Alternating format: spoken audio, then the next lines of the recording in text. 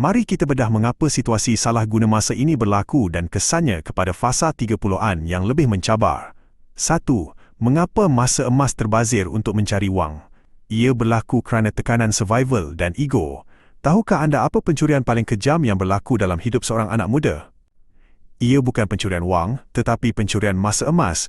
Lebih besar daripada usia 20-an, anda sepatutnya menjadi fasa pembersihan minda dan pengayaan ilmu. Ia adalah waktu untuk anda menjadi pakar dalam sesuatu bidang, sehingga dunia terpaksa membayar mahal untuk kebijaksanaan anda di usia 30-an. Namun, sistem telah menipu anda. Mereka membuatkan anda sibuk mengejar wang RM2,000 sebulan, sehingga anda tiada masa untuk membina kepakaran yang bernilai RM2,000 sejam. Anda telah membazirkan masa emas untuk mencari ikan, sedangkan anda sepatutnya membina pukat. Apabila anda masuk ke fasa 30-an, pukat anda masih kosong. Tenaga anda mula berkurang dan ombak cabaran hidup semakin besar. Naskah ini adalah peluang untuk anda jahit semula pukat yang koyak itu.